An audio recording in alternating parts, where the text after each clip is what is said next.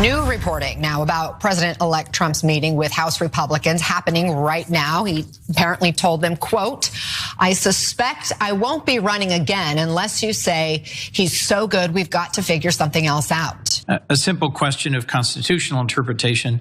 Is President-elect Trump eligible to run for another term as president in 2028? No, Senator, not unless they change the Constitution. Well, we all knew this was coming. A House Republican has officially launched an effort to upend the 22nd Amendment and allow Trump to run for a third term. Cenk, they said they wouldn't do it. Are we surprised that they're doing it? Yeah, well, no is the correct answer. And of course it's a disaster, but I have a really interesting reaction from the right wing to tell you guys about in a minute. But first, let's find out about this terrible plan. Yeah, okay, so the 22nd Amendment was ratified in 1951, and it states, "No person shall be elected to the office of the president more than twice, and no person who has held the office of president or acted as president for more than 2 years of a term to which some other person was elected president shall be elected to the office of the president more than once." Quite a mouthful. However, Tennessee Republican Andy Ogles announced a proposal to revise the amendment. The language of the proposed amendment states, "No person shall be elected to the office of the president more than 3 times, nor be elected to any additional term after being elected in 2 consecutive terms, and no person who has held the office of president or acted as president for more than 2 years of a term to which some other person was elected president shall be elected to the office of the president more than twice." So according to the language in the measure, the other living presidents who have served 2 consecutive terms would be disqualified from running again. So this amendment would only benefit Donald Trump, who is the only, he's the only second president since Grover Cleveland to serve a second non-consecutive term. So that means that Barack Obama, George W. Bush, and Bill Clinton would all be barred from being able to run for a third term. But JR, before we go on, it's all a mouthful, not to be ageist or anything like that, but I thought the Republicans don't like old presidents. Trump would be pushing 90 by the end of his third term, and it's not like he's super healthy or super with it as a 78-year-old. Yeah, I think they really know the process of this. It's just to kiss a little bit of ass. I mean, that's just the way it goes. We'll get to more details of that in a minute, but this is the idea. Nothing is standard when it comes to this president. Nothing is normal. Up is down, left is right. That's just the way that they approach these things. There's no shame in pushing that type of stuff. There's no thinking about it. There's no thought that the people that you're supposed to be representing may hold you accountable for your cartoonish and clownish statements. Going through all this process just to try and change a part of the Constitution that you know can't be changed, which again, I think you guys know we'll get to. I got a lot more on Andy Ogles as soon as we get through what this guy is actually up to though. All right, well, in a press release, Ogles stated this. He said, "President Trump's decisive leadership stands in stark contrast to the chaos, suffering, and economic decline Americans have endured over the past 4 years. He has proven himself to be the only figure in modern history capable of reversing our nation's decay and restoring America to greatness, and he must be given the time necessary to accomplish that goal. This amendment would allow President Trump to serve 3 terms, ensuring that we can sustain the bold leadership our nation so desperately needs." Now, it's a long shot that this amendment actually gets ratified. This is from CNBC. It says, "For a resolution to amend the Constitution to be sent to the Archivist of the United States, it must receive a 2/3 majority vote in both the House of Representatives and the Senate. If that is done, 3/4 of the states, 38 states, must ratify the amendment for it to become a part of the Constitution." Despite Republicans holding an extremely narrow majority in the House and Senate, it's unlikely that any Democrats, let alone the amount of Democrats that they would need, would vote for Ogles' resolution. Now, there are technically ways that Trump could work around this 22nd Amendment should Ogles' attempt fail and get a third term for himself. One hypothetical could be if JD Vance or another Trump ally runs in 2028, wins, and has Trump as their VP and then resigns. That such a scenario would never happen, and it never has happened, and it could be a bit of a legal nightmare. And as we mentioned earlier, Trump would be 83 years old in 2029. So all of this is probably moot anyway and a distraction to the real issues surrounding Donald Trump.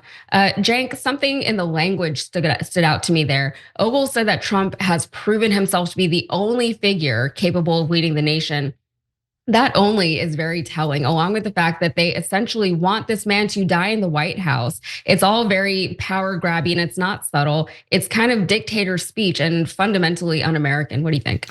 Yeah, so disastrous idea, and it's disastrous on two fronts. First of all, half the country's top concern about Donald Trump was that he wasn't going to leave office and that he was going to trample on the Constitution. You guys heard me before the election say 1,000 times after he lost the election last time, he said we should terminate the Constitution. I know the right wing has trouble believing it, then they look it up and they're like, boy, he really did say that. And he said it on Truth Social, and there's no way around it because he doesn't care about it. But to be fair, in this case, this is not Trump proposing it.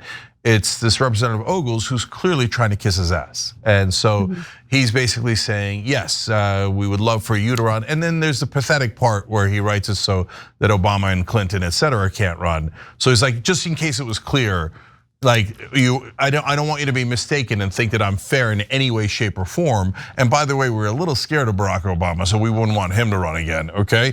But only us. We have to be unfair, we have to be unconstitutional. Now again, to be fair, he is at least proposing a constitutional amendment. That is the right process. Don't worry, it has a 0% chance of passing because you need 3/4 of the states. So that means they would need 13. You only need 13 states to block it. There are way more than 13 blue states. There's no way the blue states are going to be like, oh yeah, you're right. None of the Democrats should be able to run for a third term, but Trump should. So but he's basically doing it to say we're thugs, and your top concern about us not wanting to leave and being dictatorial, you were right.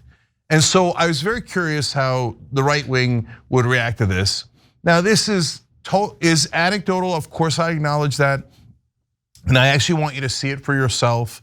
And I almost never do this, but we'll put a link in the description box of the YouTube video, Facebook video, et cetera, for if you're watching this later. And I want you to go to my post on X on this. And I wrote a long post about why this is a terrible idea. And by the way, it makes the right wing look ridiculous, and it makes the left wing go, see, we told you, right? And I wanted to see what the right wing reaction to it was.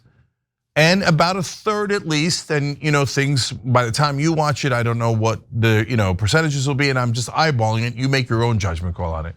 Or like, well, I mean, if it's Trump, not so bad, right? Or, oh, well, I mean, we could amend it, and oh, well, that makes sense, et cetera. Maybe a third are a little ambivalent, but not really. But it looks to me, again, maybe I'm biased, you guys judge for yourself, but at least half of the commenters, but it looks like more than half to me, we're like, no, you're right, dumb idea, it makes us look bad.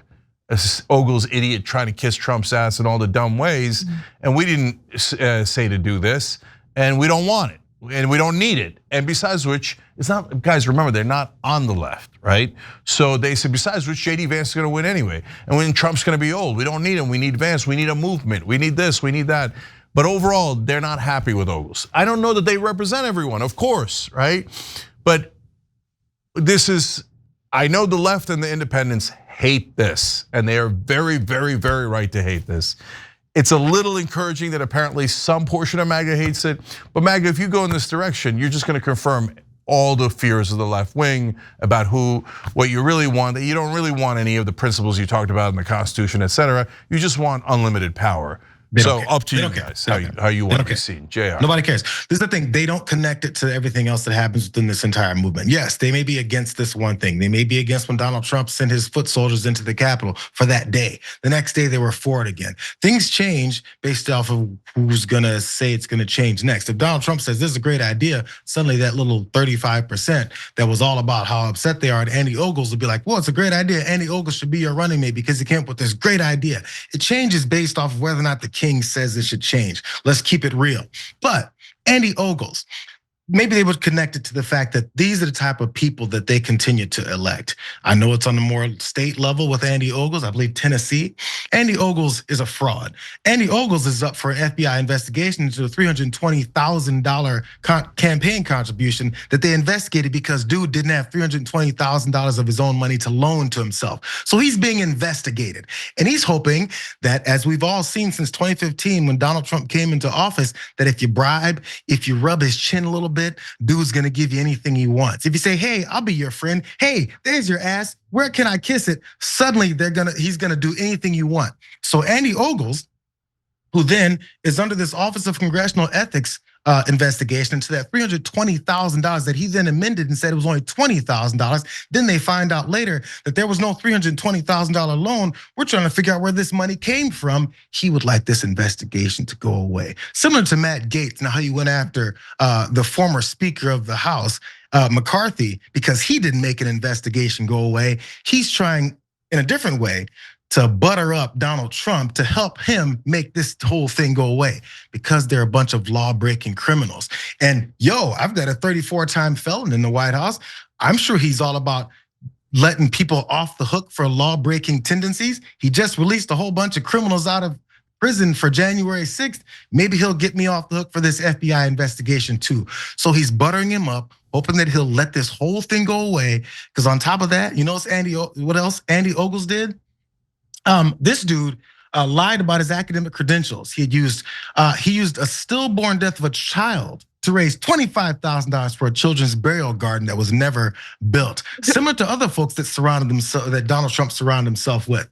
He said he was a trained economist, a nationally recognized expert in tax policy and healthcare. Lies. Also, he's a trained police officer, even an expert in international sex crimes. He's an amazing person. But people like this get into power because they know that the folks that they've appealed to don't give a damn about anything, no principles, no credentials. All they gotta do is say, I'm MAGA, I'm Donald Trump's guy, let me in, and they're in. They're a bunch of idiots. Yeah, I remember all that about Andy Ogles. I think I covered that on Rebel HQ, and that was a while ago. And then he kind of, drifted off. But it's true, whenever you have these people in government and they're already so beholden to their investors and to their lobbyists and then to their own crimes, they have so many skeletons in their own closets that they don't want to come out. They don't want to ever have to pay any kind of price for. Donald Trump is their guy, right? We know that he loves to get people offered. He loves to, that didn't come out the right way, but he loves to pardon people. He's already been doing a lot of that. And he loves to, he doesn't like accountability for any kind of thing, right? And he loves the sucking up, and so do it, I imagine we're gonna see a lot of this. We're only a few days into this presidency. We're already seeing all kinds of crazy stuff come out. And I worry because it feels like it's all very distracting, right? Like there's stuff that's actually happening that is going to affect real people's lives. And instead, we have to talk about these things because they are relevant, right? If a congressperson proposes a third term for a president, that is a big deal. That is a historic moment. And we have to talk about it, even though it's such a I almost said something I shouldn't have said. It's such a lame story, it shouldn't go anywhere. We know what this is. This is gonna be an exhausting 4 years if this is what we're having to deal with. Yeah, so last couple of things here. First of all, I love the facts and the history that JR brought about Ogles, and that goes to show you why he needs that distraction. So in a sense, it's like a personal thing for him as well. Whether it's good or bad for his movement, he cares a lot less than kissing Trump's ass and creating a distraction for his corruption. So look, since it's not, this one is literally not possible because there's no way the blue states are gonna agree to this, and there's just too many blue states. So that means it's a message that he's sending, and whoever agrees with him is sending. So, but think about, if you're a right winger, think about that message. The message is, even though we know it's not possible, we'd like to irritate you by saying that we might want to go outside the Constitution and we might want Trump to stay just like you were worried about. Ha ha, we annoyed you and we annoyed the whole country with this message. Yeah, okay, maybe when you were outsiders and you weren't in power, that might have been an interesting strategy, but now you're in charge, so you got to grow up a little bit. So because if you keep going down this path, you're gonna make the same mistake the Democrats made. Oh, we don't have to pass anything that's popular. We just have to play silly little political games. And we just have to hate the other side enough. Good luck with that strategy, because you'll just hand the White House right back to us. So I appreciate it. Thanks for watching the Young Turks. Really appreciate it. Another way to show support is through YouTube memberships. You'll get to interact with us more. There's live chat emojis, badges.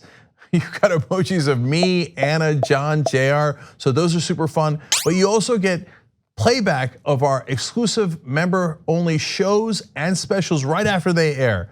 So all of that, all you gotta do is click that join button right underneath the video. Thank you.